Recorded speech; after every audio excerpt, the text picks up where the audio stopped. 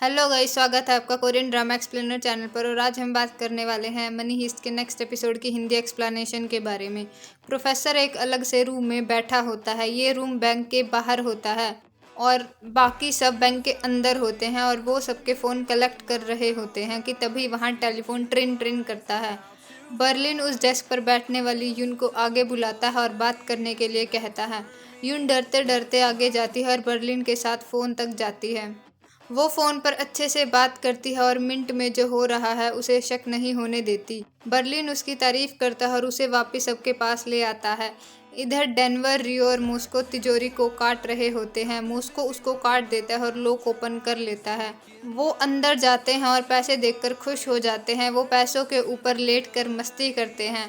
इसके बाद वो पैसों को बैग में भरने लगते हैं। बर्लिन प्रोफेसर को फ़ोन करता है और कहता है कि हम निकल रहे हैं। वो अलार्म ऑन कर देते हैं और पैसों से भरे बैग दरवाजे की तरफ लेकर चल देते हैं। योंगमिन ये सब एक आंख खोलकर देखने की कोशिश करता है। वो बार बार देखता रहता है और कहता है कि वो लोग जा रहे हैं। तभी बर्लिन उसे देख लेता है और उसे डराता है। वो उससे पूछता है कि क्या तुमने हॉरर मूवीज़ देखी हैं। मैनेजर हाँ में जवाब देता है। बर्लिन कहता है कि जैसा हॉरर मूवीज़ में एक अच्छा इंसान दिखाया जाता है और हमें पता होता है कि वो मारा जाएगा, वैसा ही यहाँ होगा। तुम अच्छे इंसान होंगे और यहाँ मारे जाओगे। ये कहकर वो वापस अपनी जगह आ जाता है। इधर रियो, डेनवर और टोक्यो पैसों का बैग लेकर गेट पर पहुंच जाते हैं। फिर हमें प्लान का फ्लैशबैक दिखाया जाता है जिसमें पता चलता है कि प्रोफेसर ने उन सबको कहा था कि तुम्हें अलार्म ऑन करना है ताकि पुलिस आ जाए। पुलिस को लगना चाहिए कि हम पैसे लेकर भाग रहे थे, लेकिन अचानक पुलिस के आने की वजह से हमने उन पर फायर किया और वापस बैंक में छुप गए। लेकिन तुम्हें ध्यान रखना होगा कि गोली पुलिस को नहीं लगनी चाहिए। अगर ऐसा हुआ तो प्लान मुश्किल में आ सकता है। ये बात सुनकर वो सवाल करने लगते हैं। बर्लिन कहता है कि कहीं ऐसा तो नहीं कि ये तुम्हारे असूलों के खिलाफ है। टोक्यो कहती है प्रोफेसर से बहस मत करो, उन्होंने कहा है ऐसा करना है तो हम ऐसा ही करेंगे। पुलिस वहां पहुंच जाती है पर रियो एक्साइटमेंट में थोड़ी जल्दी बाहर आ जाता है और पुलिस पर फायर करने लगता है।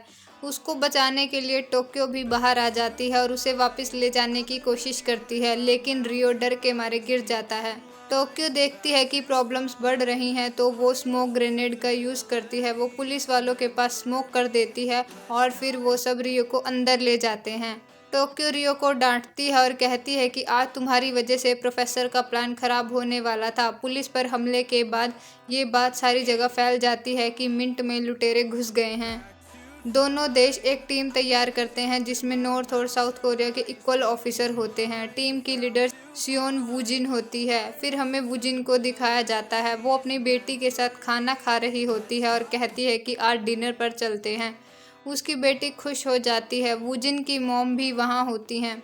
तभी उसके पास मिंट की चोरी का फ़ोन आ जाता है। इधर मिंट के अंदर बर्लिन सबको पट्टी हटाने के लिए कहता है और सबको अपनी जैसी ड्रेस देकर कहता है कि आप सभी लोगों को ये ड्रेस डालनी है और हमारा साथ देना है।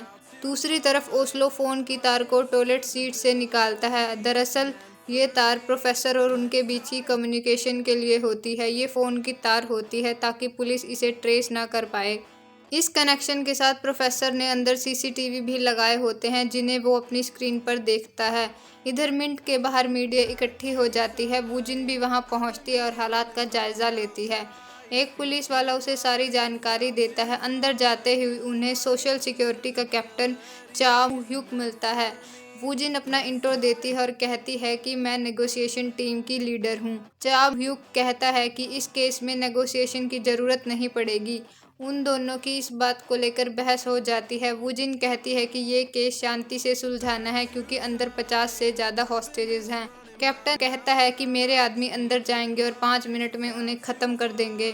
उनकी बहस होती रहती है। तभी दूसरा ऑफिसर बीच में बोलता है और उनकी लड़ाई बंद करवाता है। कैप्टन कहता है मैंने सुना है तुम्हारा एक्स हस्बैंड साउथ का पावरफुल पॉलिटिशियन है। वूजिन कहती है हाँ, और मैंने उस पर अपनी बेटी की कस्टडी के लिए केस किया हुआ है। तुम्हें कुछ और जानना है मेरे बारे में? ये सुनकर कैप्टन कुछ नहीं बोलता। इसके बाद वूजिन अंदर फ़ोन करती है जो सीधा प्रोफेसर के पास जाता है। प्रोफेसर बहुत शांति से उसका नाम पूछता है। वो पूछती है कि हम तुम्हें किस नाम से बुलाएं, तो प्रोफेसर जवाब देता है कि तुम मुझे प्रोफेसर कह सकती हो, मुझे सब इसी नाम से बुलाते हैं। वो ऐप की मदद से वॉइस चेंज करके बात करता है। प्रोफेसर कहता है कि मुझे और मेरी टीम को बाहर जाने के लिए हेलीकॉप्टर चाहिए। वूजिन कहती है कि अगर तुम स्टूडेंट्स को छोड़ दो तो हम तुम्हें हेलीकॉप्टर दे सकते हैं, इससे तुम्हारा काम भी आसान होगा। तुम इतने लोगों को कैसे कंट्रोल करोगे? प्रोफेसर कहता है कि बात तो सही है, वैसे भी हम 4 लोग हैं। प्रोफेसर से बात होने के बाद कैप्टन अपनी सेना को अंदर भेजने लगता है।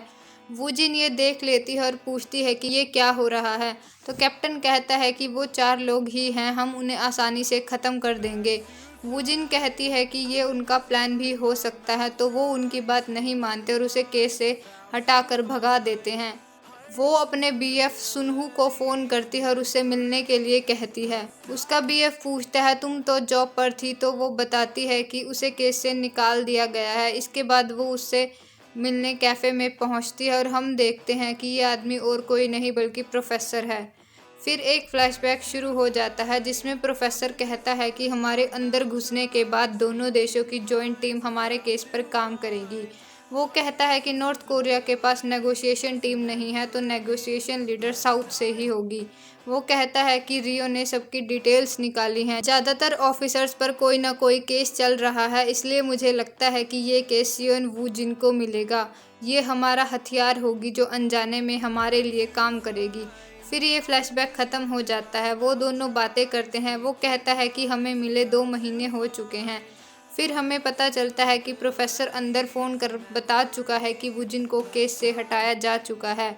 इसका मतलब नॉर्थ कोरियन अंदर घुसने वाले हैं। फिर से एक फ्लैशबैक शुरू हो जाता है जिसमें प्रोफेसर बताता है कि वो 5 जगहों से अंदर घुस सकते हैं: main gate, rooftop, underground car parking, emergency exit और लोडिंग एरिया।